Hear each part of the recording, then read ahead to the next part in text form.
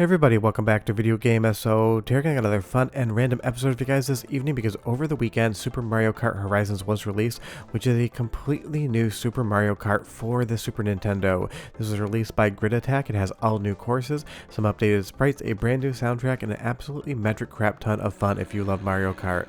And the best part is, it works on MiSTer FPGA flawlessly, as well as real hardware and software emulation. Before you get too far involved though, do me a huge favor, go down below, hit like and subscribe, and ring that notification bell, definitely helps us out. And if you feel so inclined to support the channel, I got a Patreon link down below as well. But as I always say on the channel, I absolutely love fan projects like this. The love and attention of detail that's been put into Super Mario Kart Horizons is absolutely over the top. This does feel in the best way like something Nintendo would have released if they had a sequel to Mario Kart on the Super Nintendo. And what you're getting here is ample. You're getting 20 all new race courses from 50cc all the way up to 150cc, 4 new cups, a ton of updated sprites and features, as well as just an awesome soundtrack that has been made for the game. And that is always fun. This honestly again just feels like something Nintendo could have made and released in the best way possible. But one of my favorite things right off the top are just the overall vibe and colorways the maker Gridattack has chosen to show this game, and I love these purples, these pastel blues. It just looks so good on the screen, and obviously on MiSTer FPGA with that clean HDMI out, capturing it just looks absolutely incredible. But I also love the course layout in this game. Every course is pretty quick, there's a ton of shortcuts, and there's definitely a risk versus reward opportunity here. If you navigate correctly, you can definitely shave off some seconds, but if you make a mistake in Horizons, it's going to penalize you more than it would in Super Mario Kart, which makes total sense from a design decision. We've all played the original, so when makers come in and make new games out of these assets, even bringing their own new assets into the mix, they want to give you something a little more challenging and a little harder than you're used to, because you're basically already trained into being able to play the base game. And I even love the results screen here as well, with everyone coming by and you getting your score. This is just such a clean, presentable package.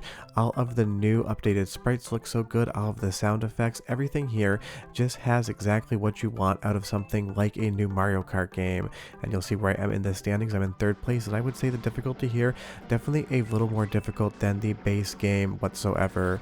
But as we get into the next track here, all of the drifting, everything just feels perfect because it is the Mario Kart engine. This is just reworking the courses and everything visually, but it is still using that base Super Nintendo game. And you can grab the patch and just basically patch any game file you want. It should work totally fine for you.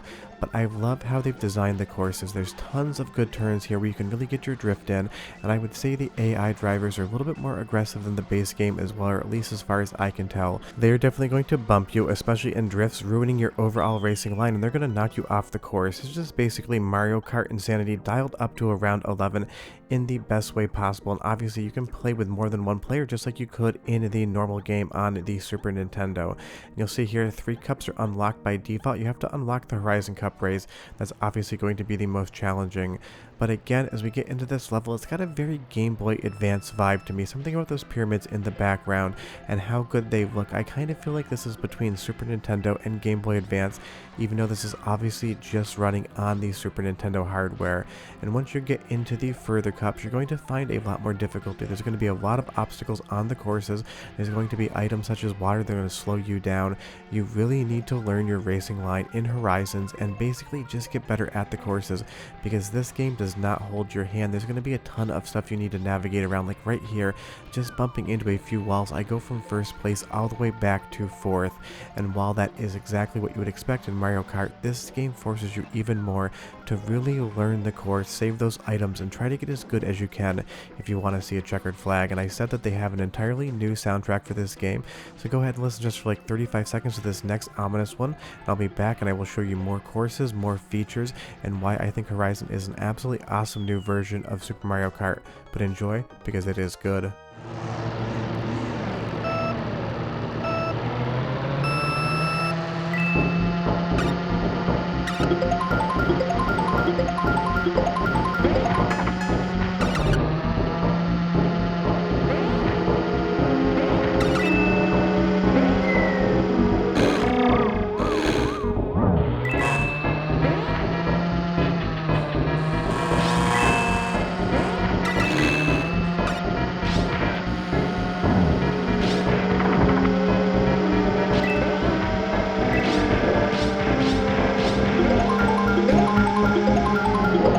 Now, I know that's not the music that you would expect out of something like a Mario Kart game, but that's why I particularly enjoy it. They've actually gone through the compositions and done something that doesn't sound like they're just trying to 100% emulate a sound that Nintendo would. But I will definitely give you 20 seconds of a more upbeat song later on in the video so you can hear exactly what that sounds like.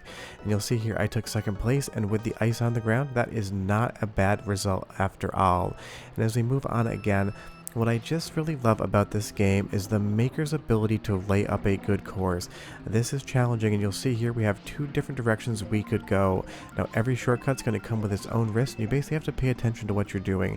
I should have drifted slightly right there, but that's a lot of the fun in this game, trying to read the courses. The one thing I will say is every once in a while you can totally shoot out of the actual course and get stuck out here, and once that happens, resetting is definitely something you want to do versus trying to regain your places. So in some instances, if this is an updated thing in the future, I would love to see a few of those gaps slightly closed just as a quality of life feature. But otherwise, this game is a ton of fun, and if you make mistakes like I'm showing you here, I could have edited this out, but I left it in. You do just need to learn the course a little bit more, but this is only like my second playthrough here, so obviously a lot of the fun is going to be getting better at the overall courses. And as we move into another level, there's going to be some obstacles that are absolutely brutal. If you get a mole stuck to your face while you're driving around, the only way I have figured out how to get that mole off is actually just jumping straight into the water. This mole is going to absolutely slow you down, it's going to ruin your race, and it is a fun new feature, just getting the mole stuck on your cart and having to run through there. And you can, if you want to, drive a little bit underwater. Sometimes you can use this as a shortcut, other times it's going to totally put you back into 8th place. But these giant jumps here and everything else just scream Mario Kart in the best way possible. And I know that Nintendo's been updating Mario Kart 8 with a lot of new courses, but it's fun to get an entirely new version of the original Mario Kart as well. This is the game we basically all grew up on when we learned to love Mario Kart, and I'm so happy to see that makers like Gridattack are making these sort of things for us. And trust me, if you get a second player in the mix, it's going to be a ton of fun. And there's obviously battle mode as well, which is going to give you new courses if you want to play the battle component of Mario Kart. Never been my favorite thing in the world, but I'm sure a lot of people out there are going to love it. But you'll see here, as I am driving well on a course I know, drifting each corner, running in first place, when you get the checkered flag in Horizons, you feel even more accomplished than if you did it in the base game, because these courses are hard, they're complex but fun, and the CPU is definitely going to drive a lot more aggressive, in my opinion at least, than they would in the stock game. But I finally took that checkered flag, and I promised you more of an upbeat sample of the soundtrack, so 25 seconds here on this way cheerier soundtrack section, and I'll be right back.